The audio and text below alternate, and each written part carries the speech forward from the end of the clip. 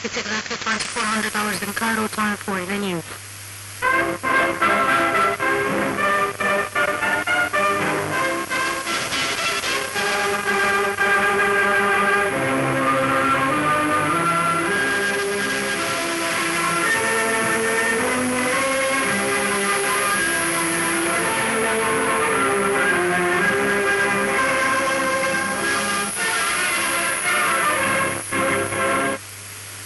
The news from the Europe service of Radio Cairo. The news is read to you by Noor al-Huda. First are the headlines.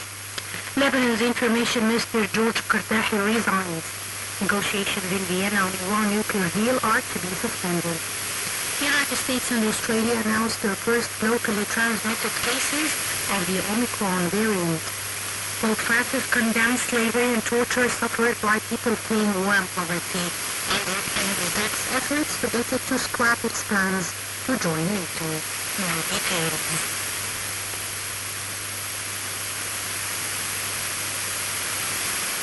Lebanese Prime Minister Naguib Mikati praised the continuous support offered by Egypt and President Abdel Fattah el-Sisi to his country in all circumstances.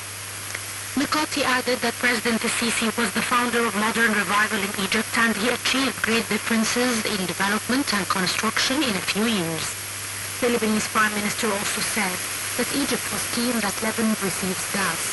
On the other hand, Mikati stressed that Beirut wanted the best relations with Arab Gulf countries. Lebanon's Information Minister George Kardahi resigned today, saying he was putting the country before his personal interest to help end a diplomatic dispute with Saudi Arabia brought on by his comments. Kardahi said he had quit before Emmanuel Macron visited Saudi Arabia in the hope that the French president would help ease the crisis triggered by his critical remarks about Saudi Arabia's role in the Yemen war. Macron said today he hoped there would be progress on the Lebanese crisis in the next hours and said France would do all we can to re-engage the Gulf regions for the benefit of Lebanon. Beg your pardon, in comments made during a visit to the United Arab Emirates. Negotiations in Vienna aimed at reviving the Iran nuclear deal are to be suspended today, Iranian media said, as European diplomats expressed disappointment and concern at the latest proposals from Iran. The semi-official ISNA news agency said that the talks would most likely resume on Monday, but French President Emmanuel Macron warned there could be a longer break in the talks, which resumed only on November 29th after a 5-month break. Iran said it has submitted 2 draft proposals for the nuclear agreement, which has been in tatters since the U.S. withdrew in 2018. Iran's official news agency IRNA said that after the handing over the text of the Iranian proposal to the P4+1 group, Britain, China, France and Russia plus Germany, and the European Union, a meeting of the Joint Committee of the Nuclear Deal will be held on Friday.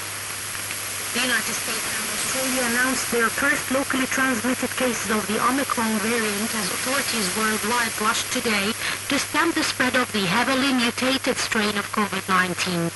The World Health Organization has said it could take weeks to determine whether Omicron is more transmittable and whether it causes more severe infections, as well as how effective current treatments and vaccines are against it. 10 cases have so far been confirmed in the United States, including announced Thursday, one in Los Angeles County and one in Hawaii. In Germany, outgoing Chancellor Angela Merkel said large parts of public life would be open only to those who have been vaccinated or recovered from COVID-19 ahead of a vote by the country's parliament and mandatory immunizations.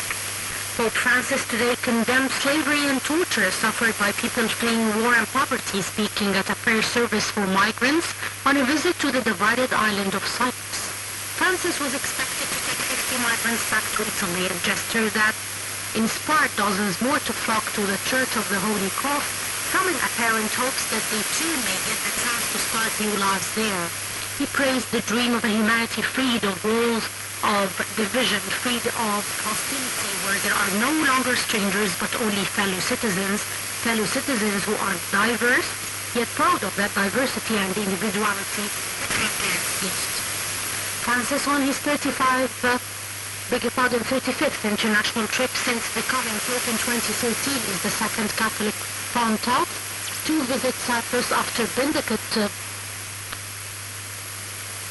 XVI in 2010.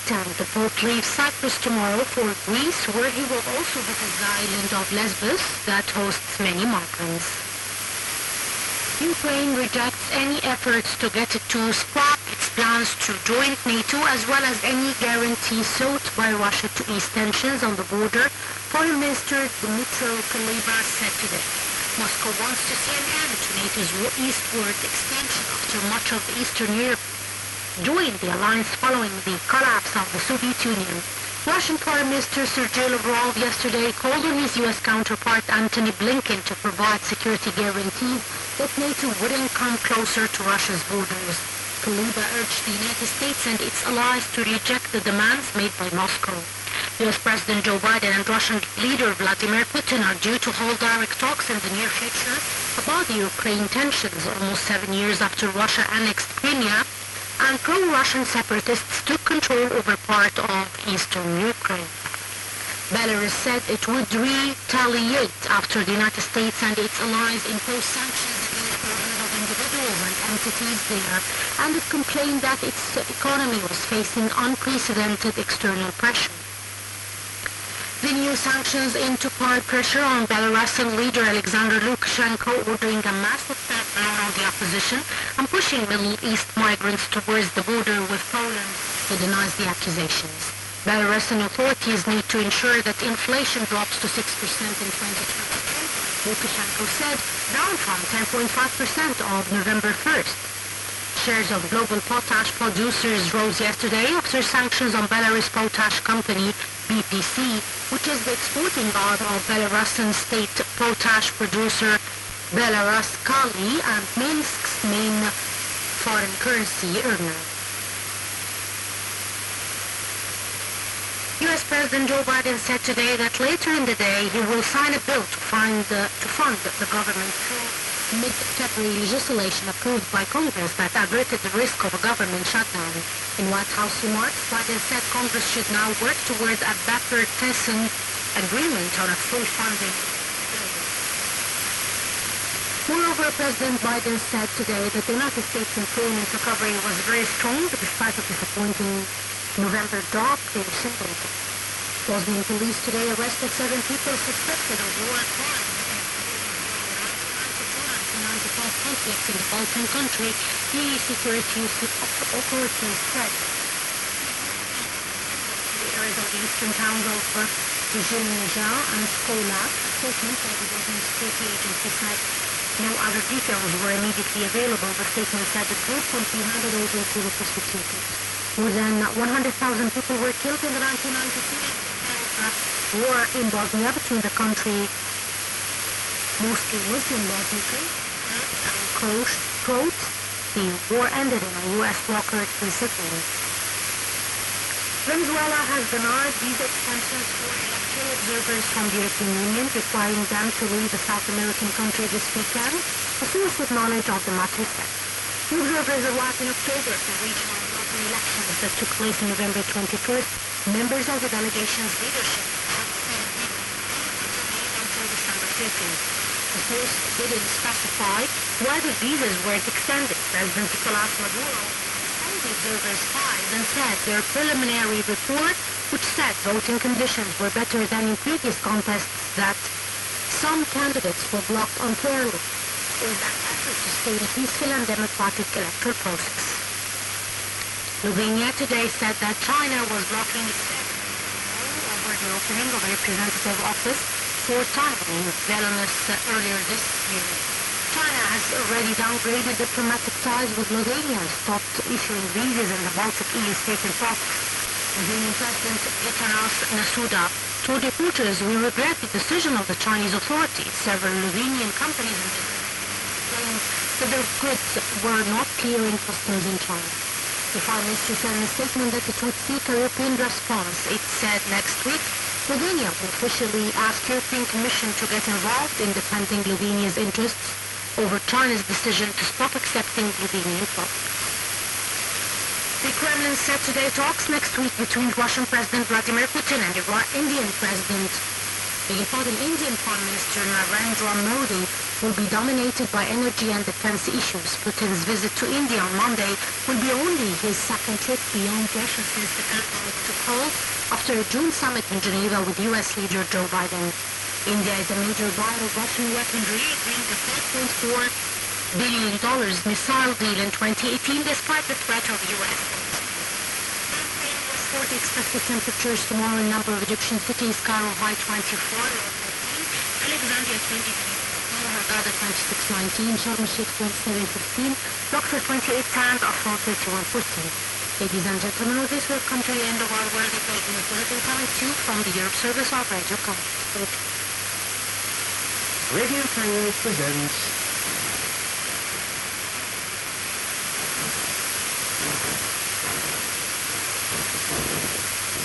Zoom In.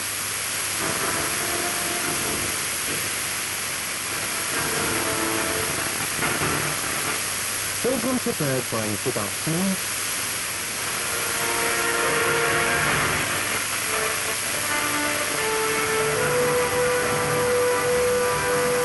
Presented by Mr. Hamid.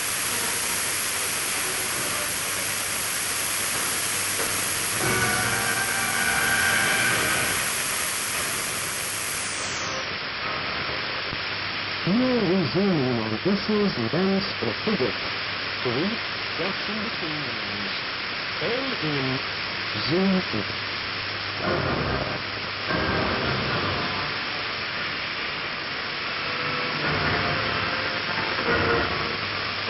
In today's edition, we're going to view the second edition of Egypt Defense Expo Edit 2021.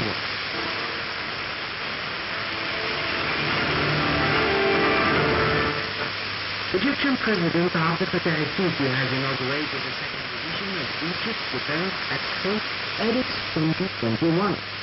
The exhibition provides a platform for exhibitors